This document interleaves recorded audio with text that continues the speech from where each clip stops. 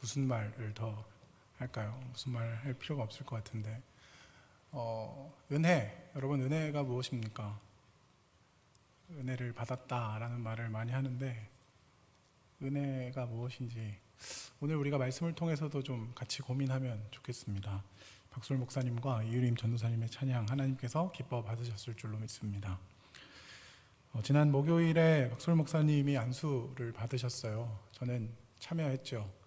네, 가보니까 참 저도 감사하다는 생각을 많이 합니다. 왜냐하면 목사가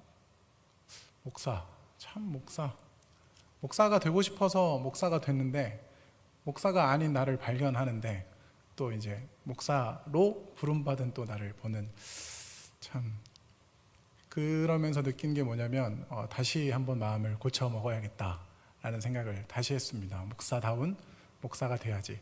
여러분 나중에 결혼한 이후에 결혼식에 가잖아요. 그러면 그 결혼식에서 신부가 우는 것보다 막 결혼한 사람들 막 울고 그러는 거 본 적 있어요? 뭐 자기 결혼 안 하는데 막 울잖아요. 그 결혼하는 사람이 자기를 대입해서 그래요. 박솔 목사님이 안수 받는데 막 내 심령이 뜨고 막 이렇게 야 그렇구나. 하여튼 그런 경험을 지난주에 했습니다. 그 이후에 어떤 일이 있었냐면 굉장한 일이 있었죠. 담임 목사님이 이제 금요일 아침에 이제 목사님 박솔 목사님하고 우리 다 같이 이제 회의하는데 박솔 목사님 이번 주일에 설교할 텐가 해가지고 박솔 목사님 1부 3부 했거든요. 박성호 목사는 설교 안 했지 않나? 해가지고 제가 오늘 2부 4부를 설교했어요. 모든 것이 은혜입니다. 네, 모든 것이 하나님의 은혜죠. 제가 어떻게 그 자리에 설 수 있겠습니까만 하나님이 또 세워주신 것에 감사하면서 오늘 본문을 이제 세 번째 설교하는데 세 번이면 제일 잘해야 될 것 같잖아요. 근데 이제 글씨가 안 보입니다. 이제 배는 게 없죠. 이제 뭐 그리고 여기 오니까 마음이 편하네요. 뭐 그냥 2부랑 4부 때는 어른들 계시거든요. 또 이제 어른들 계시니까 제가 또 막말도 하고 막 청년들 가끔 부르기도 하고 중간에 맨날 까먹었다 그러고 오늘도 한번 까먹긴 했는데 마음이 여기 오니까 다시 편해졌습니다. 여기가 제 고향이에요. 여기가 참 좋습니다. 자, 오늘도 우리 공동체는 온라인으로만 모입니다. 내일부터 그 단계가 좀 하향되는 것 같아요. 1.5단계로 하향돼서 오늘까지는 이렇게 모이고 다음 주에는 아마 대면 비대면 같이 할 수 있는 목장 모임을 할 수 있지 않을까 생각은 되는데요. 오늘도 어려운 시국이지만 목장 모임에 여러분의 시간을 내셔서 참여해 주시면 좋겠습니다. 우리는 믿음의 조상 아브라함의 이야기를 계속해서 읽어가고 있습니다. 창세기 12장부터 시작된 아브라함의 이야기는 하나님께서 아브라함을 부르신 이야기, 그리고 13장에서 우리 지난주에 읽었는데 거기는 이제 롯과 아브라함이 헤어지는 이야기가 나왔죠. 아브라함은 롯에게 먼저 선택권을 주었고 롯은 이제 소돔 땅 쪽으로 점점점 갑니다. 오늘 본문에서 이제 그 롯이 잡혀서 가게 되는데 이제 소알 근처로 갔던 롯이 점점 이동해서 소돔으로 들어가거든요. 그래서 오늘 이러한 일들이 벌어지게 되는데 오늘 14장에서는 그 이야기, 롯이 잡혀갔다는 이야기를 듣고 아브라함이 한 행동 그리고 그가 만났던 것을 중심 스토리로 우리가 읽었는데 이 14장 앞부분에 보면 이제 그 연합국들, 그러니까 전쟁이 일어난 상황들에 대해서 상세히 설명하고 있습니다. 그에 앞서 제가 여러분에게 계속 말씀드리는 것은 믿음의 조상 아브라함의 이야기를 저와 여러분은 나의 이야기로 듣는다라고 계속 반복해서 말씀을 드립니다. 12장에서 아브라함을 부르신 그 이야기는 나를 부르신 이야기입니다. 너는 본토 친척 아비집을 떠나 내가 내게 지시할 땅으로 가라 라고 말씀하신 명령은 저와 여러분을 교회 안으로 부르신 부르심으로 우리는 이해합니다.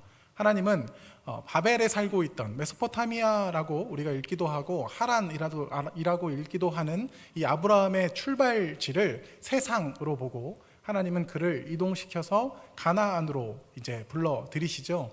저와 여러분, 하나님을 모르던 저와 여러분을 바벨이라는 세상이든 애굽이라는 세상이든 그 세상에서 불러들여서 하나님의 자녀가 되게 하셨고, 이제 아브라함과 같은 이야기를 하나님과 함께 쓰는 자가 되었다. 그래서 오늘 13장 그리고 14장 이 모든 아브라함의 믿음의 역사의 이야기는 우리의 이야기로 읽을 수 있다라는 말씀을 먼저 드렸습니다.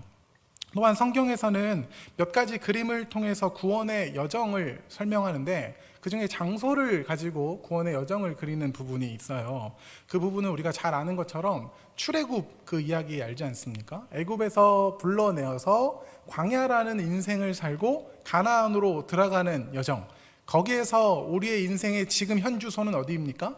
광야예요. 출애굽에서 불러내어 하나님과 함께 불기둥과 구름기둥이 인도하고 만나와 메추라기가 떨어지는 하나님과 동행하는 그 삶을 살다가 가나안 땅에 입성하는 이야기, 여기에서 가나안은 천국으로 이해됩니다. 그래서 우리가 그 며칠 후 요단강 건너가 만나리 이런 찬양을 장례식 때 하는 이유는, 요단강 건너면 어디입니까? 원래 가나안이거든요. 근데 죽은 사람에 대해서 추모하면서 부르는 그 노래가 왜 그러냐면, 며칠 후 왜 우리가 가나안 땅에 서 만나냐면 그 가나안을 천국이라는 지명으로 이해하기 때문이에요. 뭐 아무도 모릅니까? 며칠 후 요단강 건너가 만나리, 뭐 이런 노래 있어요. 네. 하여튼 그 찬양이 있는데, 며칠 후에 왜 우리는 요단강 건너서 만나냐면 그 땅이 천국이기 때문입니다. 우리가 죽어서 갈 그 천국, 이런 도식이 하나 있고, 또 하나는 그 여호수아와 함께 가나안 땅에 들어갔잖아요. 그럼 가나안 땅에서는 천국같이 살아야 되는데, 이스라엘 백성들이 가나안 땅에서 이제 우상들과 싸우는 이야기가 나타납니다.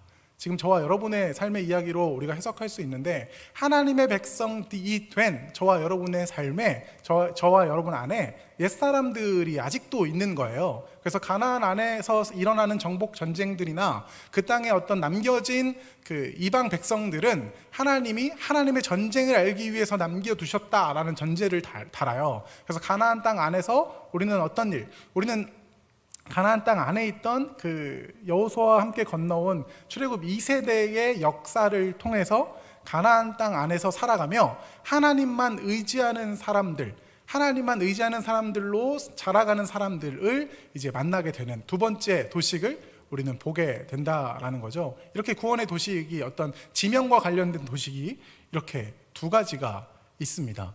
또 하나는 제가 이미 말씀드린 것 같은데, 사람으로 구원의 도식을 이야기할 수 있어요. 근데 이것은 막 정확히 증명되었다라고 하기는 좀 애매한데, 여기 창세기에 보면 아브라함이라는, 아브람이죠. 우리가 지금 분명히 보면 아브람이네 라고 여러분들이 느끼셨을지 모르겠는데 12장부터 아브람이에요. 시작은 아브람이다가 17장인가에 아브라함으로 바뀝니다.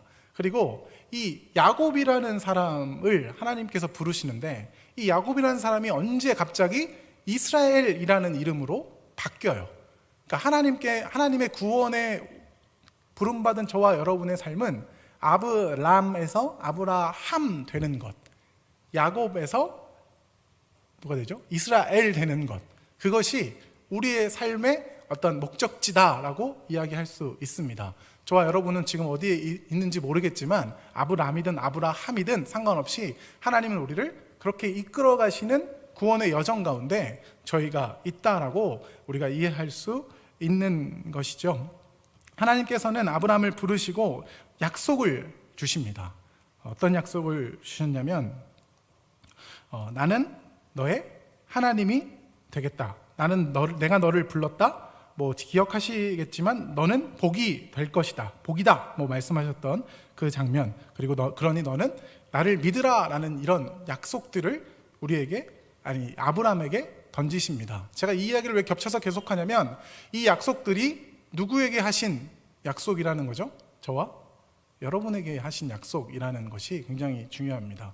하나님께서는 우리를 부르셨고, 하나님께서는 우리를 복이라 말씀하셨고, 하나님께서는 우리에게 자신을 믿으라 말씀하시고, 하나님은 너의 하나님이 되겠다라고 말씀해 주신다는 것. 그 약속의 말씀들이 이루어짐을 보고 또 그것을 경험하며 살아가는 것을 신앙생활이라고 합니다. 저와 여러분이 이 땅 가운데 그리스도인으로 살면서 무엇을 남기고 가면 될 것 같아요? 여러분 재산을 많이 남기고 가면 진짜 배는 게 없어요. 네, 왜 그런지 모르겠는데 어쨌든 자, 재산을 많이 남기고 가면 여러분 인생이 잘 성공했다고 생각합니까? 여러분 인생에서 무엇을 남기고 가고 싶으십니까? 무엇을 남기고 가면 좀 만족스러우실 것 같으세요? 뭐 제가 폄하하는 게 아니라 뭐 학교 안에 어떤 이름 하나 딱 남기고 가면 좋을 것 같죠. 후대가 자신을 기억할 것 같지만 그냥 고유명사에 불과합니다. 여러분 학교 안에 있는 이름들 잘 생각해 보세요. 그 사람을 기억합니까? 그냥 그 명칭만 기억하죠. 네, 우리 교회 제가 다니는 학교에도 한경직 기념 도서관도 있고 예배당도 있는데 그냥 거기를 그냥 한경직이라고 부릅니다. 그냥 장소예요. 그 사람은 기억되지 않아요. 그렇게 막 부르다가 보니까 근데 왜 한경직이지? 이렇게 생각하는. 근데 왜 사람이었구나. 뭐 이렇게 생각하고 그냥 말지. 야, 그래서 다음에 어떻게 얘기하면 그분 거기로 와가 아니라 야, 한경직으로 와. 뭐 이렇게 얘기한다고요. 그냥 장소가 되어 버리거든요. 어찌 됐든 저와 여러분이 남겨야 할 것이 무엇입니까? 이 인생 가운데 특별히 하나님께로 부름받은 저와 여러분이 남겨야 할 것은 결국은 믿음입니다. 믿음을 남기고 가는 거예요. 하나님을 믿는 그 믿음. 어찌됐든 제가 지금 계속해서 반복해서 드리는 말씀은 아브라함에게 하셨던 그 약속의 말씀이 저와 여러분에게 하신 말씀이라는 거죠. 오늘 본문은 창세기 14장인데요. 롯이 잡혀가게 되는 일, 그리고 그를 구출하는 아브람, 그리고 돌아오는 아브람을 영접하는 두 왕의 이야기로 구성되어 있습니다. 오늘 본문에서 아브람은 하나님의 약속을 믿는 믿음으로 행동합니다. 이 창세기를 보면 12장부터 25장까지 아브라함의 이야기가 나와 있는데 오늘 14장이 이제 거의 출발 부분이잖아요. 이 출발 부분인 이 14장에 아브라함의 믿음은 하나님을 명확히 보는 믿음처럼 드러나요.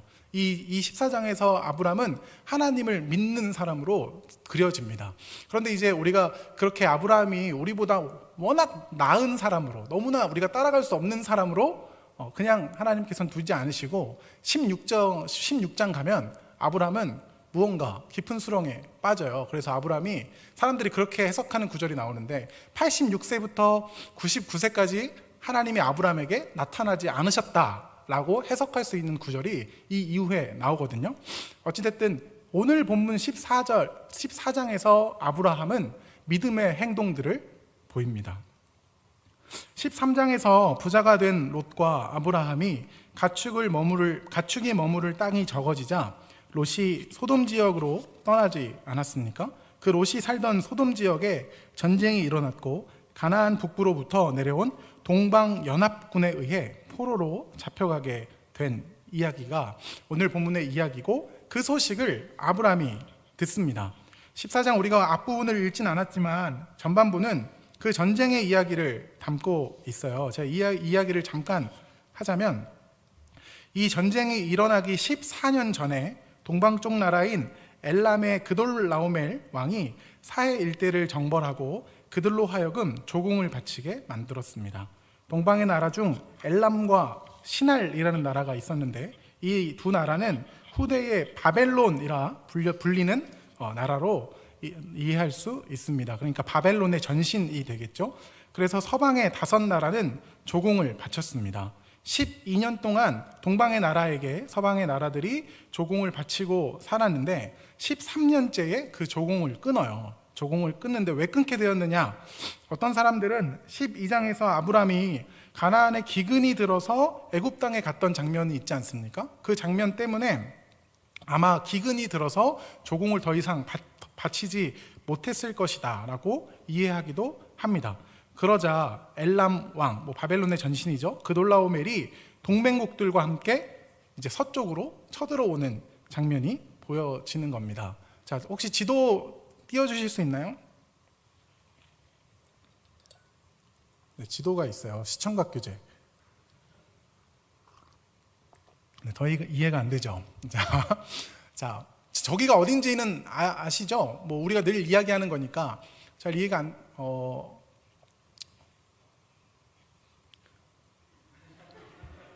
잘 안 보이죠. 너무 많은 이야기를 써놨는데 어쨌든 왼쪽에 보이는 그 바다 좀 퍼렇게 저기가 지중해고 맨 위쪽에서 이제 한시 방향 다메섹이라고 있어요. 이제 거기에서 동쪽을 훑고 쭉 내려옵니다. 그 녹색이 녹색과 다른 색이 정확히 구분되는지 모르겠는데 지금 한시 쪽에 있는 다메섹에서 아래로 내려옵니다. 아스드롯 그쪽으로 르바 족속을 치고 더 내려와서 이제 수스 족속을 또 치고 이제 좀 더 내려와 주십시오. 이제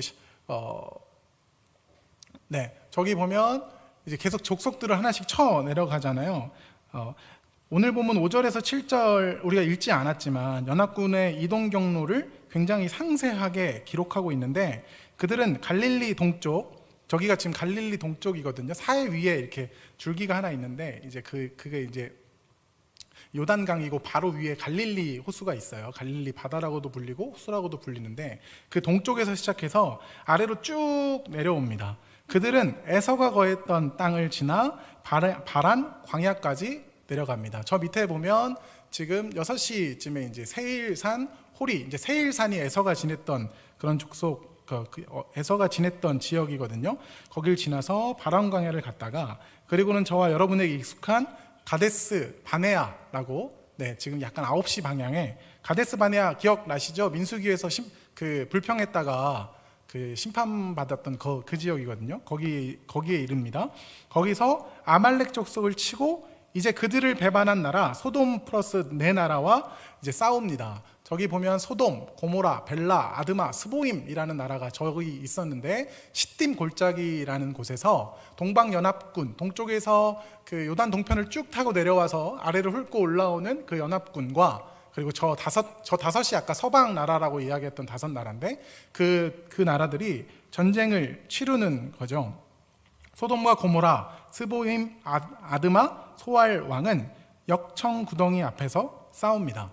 그 5왕의 생각에 자신들이 지형을 잘 알고 있었지 않습니까? 그러다 보니까 이 지형에서 싸우면 대군과 싸워도 이길 수 있겠다라는 생각을 가지고 역청 구덩이 앞에서 싸우는 거예요. 역청이라고 하면 아스팔트라고 하는데 뭔가 진득진득하고 빠지면 못 나오는 그런 느낌으로 이해하시면 될 것 같아요. 그런 곳에서 이제 싸우는데 거기에서 그들과 싸웠는데 결국 동방연합군에게 패하고 맙니다.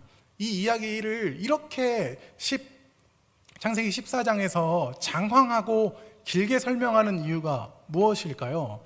왜 지명들을 이렇게 많이 이야기하고 왜 이렇게 많은 사람들을 점령했다라는 것을 이 창세기 14장 앞쪽을 많은 부분을 할애해서 기록하고 있는 이유는 무엇일까요? 첫 번째는 이 기록이 역사적인 기록이다라는 것을 말하기 위함입니다. 두 번째는 무엇이냐면 이 동방연합군을 무찌를 수 없다라는 것을 이야기하기 위함입니다. 그런데 이 사람들이 이제 아까 기억하시면 됩니다. 아까 그 요단이 있고 그 위에 단이라고 있거든요. 단.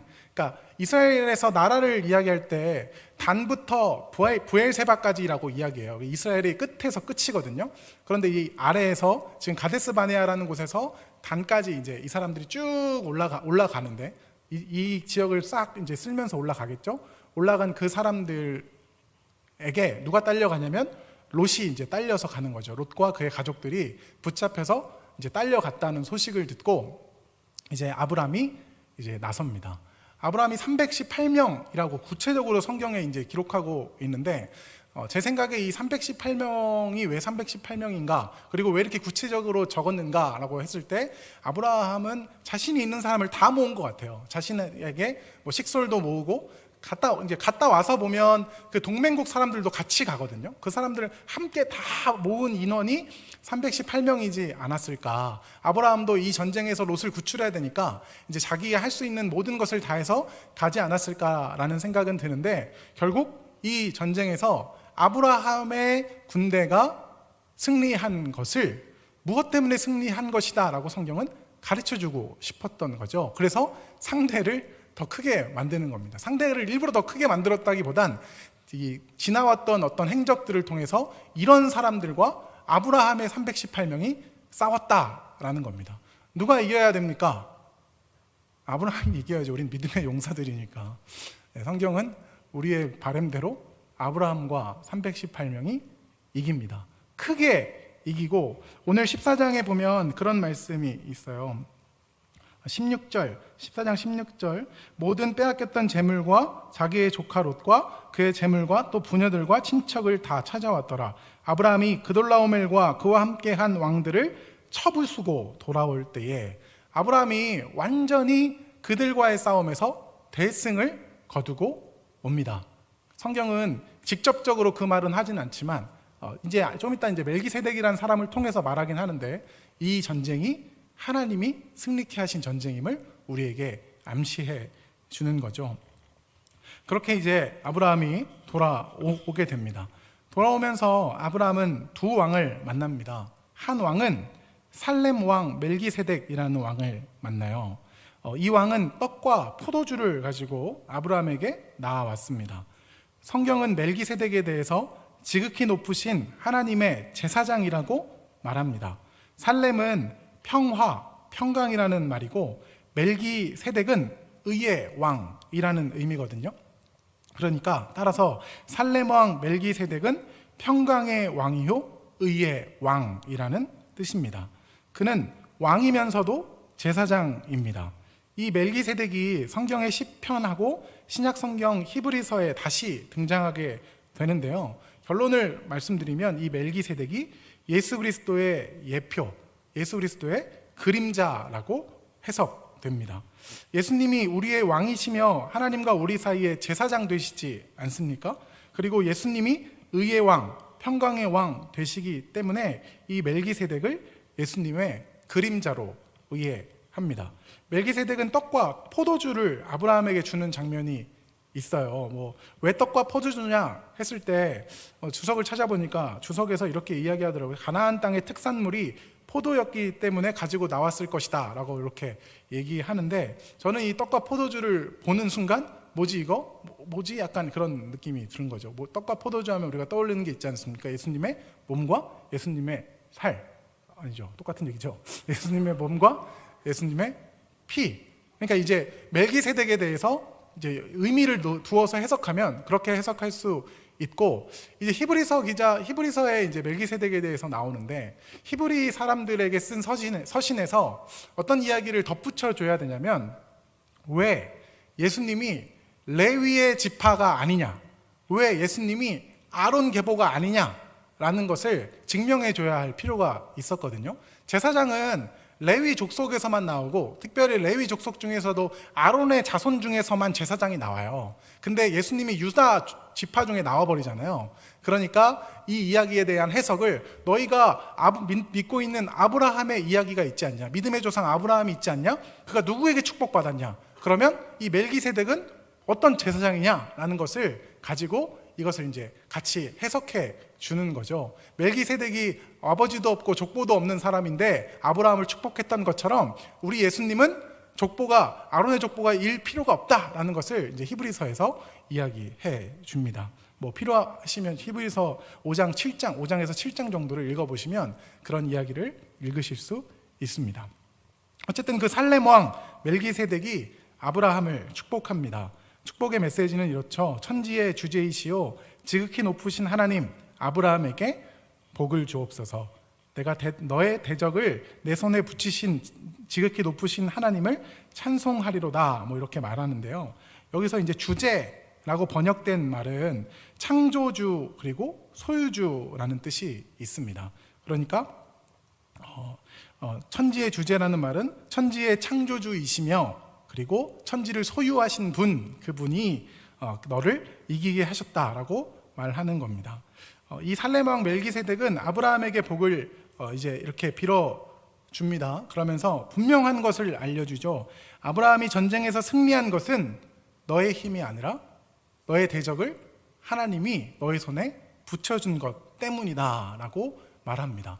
거기에서 아브라함이 11조를 드려요. 11조를 드려요. 그것은 아브라함이 그 말에 전적으로 동의하며 감사의 표시로 그것을 드렸다라고 이해할 수 있습니다.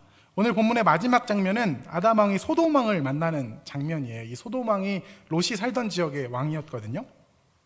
아브라함의 조카 롯이 살던 지역의 왕이었는데, 소돔 왕은 아브라함에게 사람은 자신에게 보내고 물품은 아브라함 내게 너가 가지라고 말합니다. 아브라함은 소돔 왕에게 나는 너와 관련된 모든 것 중 하나도 취하지 않겠다라고 하면서 이제 손을 들어 맹세하는 장면이 나옵니다. 성경에서 이렇게 손을 들어 맹세하는 장면, 그런 장면은 매우 강하게 거부하는 것을 뜻하거든요. 아브라함은 소돔의 것을 취하지 않습니다. 다만 함께 동행했던 사람들, 그때 아까 그 318명 그 사람들 중에 아넬과 에슬골과 마므레라는 사람들이 같이 갔잖아요. 그 사람의 분깃만 이제 챙겨주는 이야기, 그 이야기가 오늘 본문의 전체적인 내용입니다. 저는 오늘 본문의 제목을 믿음의 눈을 뜨다라고 말했는데요. 아브람은 12장과 13장을 거치면서 이제 하나님이 어떤 분이신지에 대해서 믿음의 눈을 뜹니다. 하나님이 어떤 분이신지에 믿음의 눈을 뜨고 내가 믿는 분이 이런 분이다라는 것을 확신한 후에 아브람은 출정에 나섭니다. 318명이라는 숫자, 여러분 보세요. 대군과 318은 비교되지 않는 것 아닙니까? 싸움에 강하고 모든 적군들을 이겼다는 소문을 여러분이 들었다고 생각해 보세요. 내가 아는 장수들 다 나가 떨어졌는데 지금 우리 집에 있는 집에서 키운 훈련받은이라고 써 있어서 아브라함이 장수들을 훈련했을 것이다 라고 여러분이 생각할지 모르겠지만 그것은 장수를 키우는 게 아니라 집에서 함께 생활한 사람들로 이해하는 것이 더 맞습니다. 318명들은 싸움을 잘하는, 싸움에 능한 사람들로 이해하는 것보다는 그냥 아브라함이 가자니까 우리가 가야겠구나 이렇게 해서 그냥 가는 거예요. 싸움에 능한 장수들, 모든 장수들이 다 무너진 그 싸움에 무모한 도전이라고 보일 수 있는 이 길을 가는 거죠. 아브라함은 아브람이죠. 여기 지금 아브람이죠. 아브람은 왜 이 길을 갈 수 있었습니까? 하나님에 대한 믿음 때문에 갈 수 있었습니다. 어떤 믿음입니까? 하나님이 하신 약속에 대한 믿음입니다. 하나님이 아브람에게 어떤 약속을 하셨죠? 내가 너로 큰 민족을 이루겠다라는 이 약속. 이 약속이 아브라함에게 들어오니까 나는 죽지 않겠다, 하나님이 나를 살려주시겠다라고까지 이해하고 가는 거예요. 여러분, 저와 여러분의 오늘 어떤 삶입니까? 저와 여러분의 오늘은 어떤 삶이죠? 하나님이 보내시고 하나님이 붙드시는 삶인 것을 기억하십시오. 오늘 우리의 삶은 하나님이 붙드시는 자리예요. 여러분, 우리는 누군가가 우리를 해할 수도 있을 것 같고 우리는 어떤 일들이 우리에게 닥칠 거라고 생각하지만 하나님이 손 하나 까딱 하지 않으면 우리에겐 아무 일도 일어날 수 없습니다. 하나님이 약속하신 자리까지 우리를 보내시지 않고는 하나님이, 제가 아까 말씀드렸잖아요. 아브람을 불러다가 아브라함 만드시고 야곱을 불러다가 이스라엘 만드시는 그 일을 완성시키시기 전까지는 저와 여러분은 우리가 거기에서 하나님의 뜻 안에 있음으로 말미암아 우리는 무너지지 않아요. 그러니까 저와 여러분에게 오늘 주어진 그 일들, 우리를 죽일 것 같은 일이 저와 여러분 삶 앞에 닥쳐 있을지라도 하나님을 믿는 저와 여러분이 되었으면 좋겠습니다. 하나님의 임재하심은 저와 여러분의 삶 가운데 있습니다. 그걸 믿음으로 오늘을 견뎌내는 겁니다. 이 아브라함처럼 아브라함의 약속이, 아브라함에게 주신 하나님의 약속이 오늘 저와 여러분에게 있다고 제가 거듭 강조하는 이유는 이 일은 아브라함에게 일어난 일이지 제 일이 아니잖아요 라고 저와 여러분이 생각하기 쉽기 때문이에요. 아브라함은 믿음으로 걸어갔는데 왜 저와 여러분은 믿음으로 못 갑니까? 이 일이 안 일어날 것처럼 믿기 때문입니다. 하나님의 약속이 우리 가운데 있고 그 약속을 믿는 믿음으로 오늘 우리 앞에 닥쳐진 그 일들을 행해 나가시는 저와 여러분이 되었으면 좋겠습니다. 그 약속은 동일합니다. 내가 너를 불렀다. 너는 복이 될지라 너는 나를 믿으라. 내가 너의 하나님이 되겠다. 하나님은 아브라함에게 약속하셨던 그 약속의 말씀을 저와 여러분에게 동일하게 하고 계십니다. 저와 여러분이 나갔다가 패해서 죽는다면 거기까지가 우리의 임무입니다. 우리의 믿음은 거기까지 가야 됩니다. 저와 여러분이 어떤 상황 가운데 하나님이 우리를 부르신다면 우리는 아브라함이 된 겁니다. 우리를 부르신 하나님의 약속이 우리보다 크시기에 그 약속은 우리를 반드시 그 자리까지 이끌고 가실 것을 믿음으로 여러분의 삶의 자리에서 승리하셨으면 좋겠습니다. 두 번째는 아브라함은 승리의 원인을 분명히 압니다. 멜기세덱이 내게 승리를 주신 분은 하나님이야 라고 고백하는데 아브라함은 아무 말도 안 합니다. 여러분, 이게 되게 재밌는 거 아닙니까? 저와 여러분은 모두는 그런 거 있잖아요. 내가 기여한 것이 있으면 드러나지 않으면 막 말하고 싶잖아요. 저만 그럴 수도 있는데 내가 했어. 내가 제가 이제 뭔가를 했다면 제가 뭐 들어오면서 뭐 예를 들어 저기 앞을 청소했어요. 저기 이제 로비를 청소한 거죠. 그럼 저는 이제 로비 앞에 서 있습니다. 깨끗하지? 네, 뭐 이제 한마디 듣고 싶은 거지. 아닌가? 아니야, 에이 뭐 내가 청소했다는 건 아니고 뭐 이렇게. 이게 재밌는 게 아브라함이 아무 말도 못하는 일이 나타나는 거예요. 아브라함이 벌써 아브라함 어떤 도착지까지 갔다라고 이야기하기보단 하나님이 압도적으로 어떤 일을 했기 때문에 우리가 할 수 있는 말이 없는 겁니다. 저와 여러분의 삶의 자리가 이 자리가 되었으면 좋겠습니다. 하나님이 다 하셨다. 오늘 박솔 목사님이 고백하셨던 그 은혜라는 말, 하나님이 다 하셨다라는 말이 그 은혜 아닙니까? 값없이 주시는 하나님의 은혜가 내게 도착했고 내가 할 수 있는 것은 은혜에 대한 보답조차 할 수 없어 감사할 뿐입니다. 이 모습이 오늘 아브라함의 모습이거든요. 아브라함의 반응이거든요. 지금 저와 여러분의 삶의 고백이 이 고백이 되기를 축복합니다. 하나님이 지금 내가 이 자리에 있는 것 모든 것을 하나님이 하셨다라는 고백 안에서 우리는 아브라함의 믿음의 인생을 함께 걸어갈 수 있습니다. 여기서 시작하는 거예요. 모든 것이 하나님이 하셨다. 여러분, 부모님과 관계가 대부분 좋겠죠? 안 좋을 수도 있는데 그것도 하나님이 하셨다. 거기서부터 시작하고 지금 우리 관계에 어려움이 있을 수 있잖아요. 그런데 그 모든 것도 하나님이 하셨다라는 것에서 다시 시작하는 겁니다.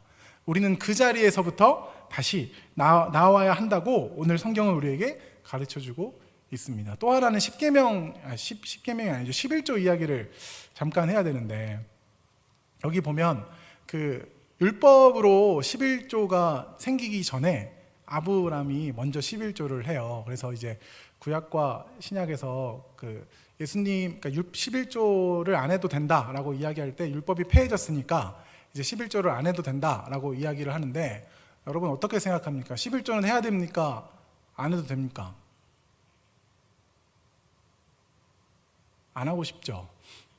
네, 안 하고 싶은 것이 저와 여러분인데, 그러니까 11조를 해야 되고 안 해야 되고의 문제는 아닙니다. 아브라함이 10분의 1을 드렸으니까 10분의 1이 정형화된 것처럼 우리에게 보이지만 아브라함의 10분의 1은 10개 중에 1개의 의미가 아닙니다. 아브라함의 10분의 1은 쉽게 이해하자면 10아들 중에 첫째 아들입니다. 10아들 중에 첫째 아들. 이 개념이 10분의 1과 완전히 다른 개념 아닙니까? 여러분, 제가 아들이 10이 있어요. 그 중에 첫째를 드리면 9이나 남았네? 이럴 것 같습니까? 성경에서 첫째의 개념은 무엇이냐면 전부예요. 첫째를 드렸다는 건 다 드렸다라는 개념입니다. 지금 아브람은 10분의 1을 드렸으니까 아브람도 10분의 1을 드렸으니까 나도 10분의 1만 드려야지, 이렇게 접근하면 되는 이 본문이 아니고 10분의 1이라는 개념이 하나라는, 첫째라는 개념이 중요한데 다 10분의 1에 10개 중에 하나에 전부를 담아 드리는 겁니다. 우리가 11조를 한다면, 여러분이 11조를 해야 한다면 여러분 그런 의미로 드리시기 바랍니다. 10개 중에 1개가 하나님의 것이니까 드리는 것이 아니라 10개가 하나님의 것입니다. 그 의미를 하나에 담아, 첫째에 담아 하나님께 드립니다. 그때 하나님께서 그 11조를 기쁘게 받으실 줄로 믿습니다. 10분의 1을 드리고, 이 개념이 왜 중요하냐면, 그럼 10분의 9을, 이것도 이제 내게 아닌 게 되는 거예요. 제가 여러분의 재정을 교회에다 올가매려고 하는 것이 아니라 이것이 은혜의 수단으로 여러분이 사용할 수 있습니다. 굉장히 재밌는 건 내 거면 어려운데 하나님 거면 쉬워집니다. 생각보다 그래요. 이게 내 거면 드리기 어려운데 이게 하나님 거면 여러분은 손을 펼 수 있어요. 이게 내 거면 계속 잡게 되는데 내 것이 아니라 정말 하나님 거면 손을 펼 수 있습니다. 하나님이 우리에게 원하시는 건 손을 쥔 자가 아니라 손을 편 자 아닙니까? 성경은 계속해서 강조하는 것이 무엇입니까? 너의 손을 펴라 아닙니까? 그러니까 하나님의 것임을, 우리의 물질의 작은 것부터 하나님의 것임을 인정하시면 여러분은 여러분의 주위 사람들을 도울 수 있습니다. 진심을 다해. 왜냐하면 내 것이 다 내게 아니고 하나님의 것임을 온전히 인정하는 사람으로 변해갈 것이기 때문입니다. 세 번째로는 이 과정을 거치면서 멜기세덱의 대화에서 아브라함은 또 하나를 배웁니다. 멜기세덱이 말한 하나님의 호칭인데요, 아브라함은 온 우주 만물을 창조하시고 소유주이신 하나님, 만물보다 크신 하나님을 경험합니다. 여기 천지의 주제이신 하나님이 나오는데요, 저와 여러분의 하나님은 어떤 분입니까? 정말 천지의 주제이신 하나님이십니까? 아닌가요? 저와 여러분이 믿는 하나님은 천지의 주제이신 하나님입니다.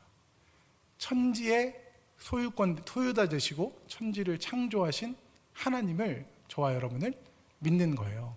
그래서 아브라함이 천지의 주제 창조주이고 소유자이심을 믿어버리니까 소돔이 이야기하는 그 물질에 대해서 정확하게 거부합니다. 나는 너가 내게 주는 거 받지 않겠다.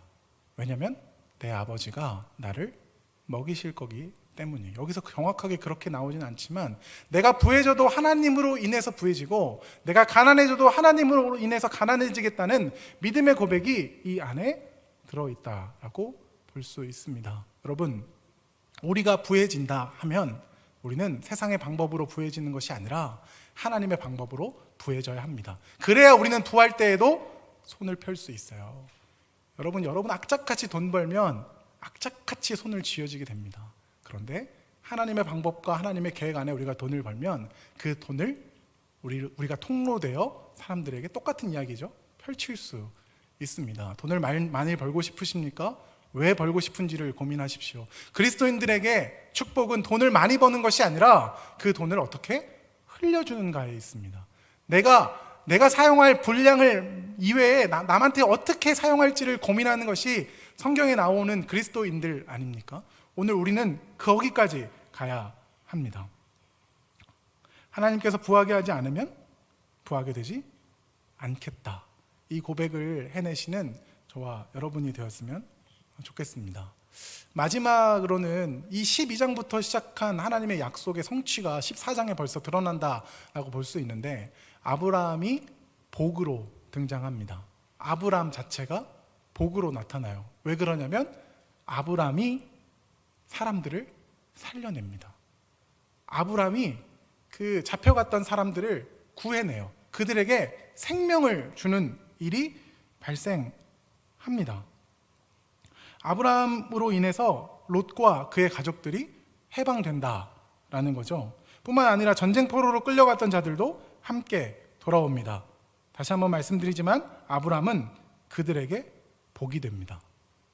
자, 제가 지지난주 설교에서 우리가 복이다라고 말씀을 드렸는데, 우리가 복인 것은 우리가 그 복을 쟁취하고 쥐고 있자라고 생각해서 복이 아니고, 하나님이 아브라함에게 주신 복은 그 복의 통로로서 서라라고 말씀하신 거거든요. 지금 이 14장에서 아브라함은 인생을 여정을 걸어가면서 그 중간 어떤 지점에서 그 복의 사명을 그대로 감당합니다. 저와 여러분이 완성되진 않았지만, 저와 여러분이 오늘 창세기 14장에 우리의 믿음이 있다면 오늘 우리는 이 일을 해낼 수 있습니다. 오늘 우리는 하나님을 믿는 믿음으로 담대하게 아브라함이 갔던 그 전쟁에 참여할 수 있고, 그 전쟁에서 하나님이 하신 일을 나의 공로 없이 다 하나님이 하셨다라고 이야기할 수 있고, 그리고 또 세상이 우리에게 내가 이것을 줄 테니 너는 이것을 줘라 라고 말할 때 담대하게 나는 천지의 주제이신 하나님으로만 살겠다라고 말할 수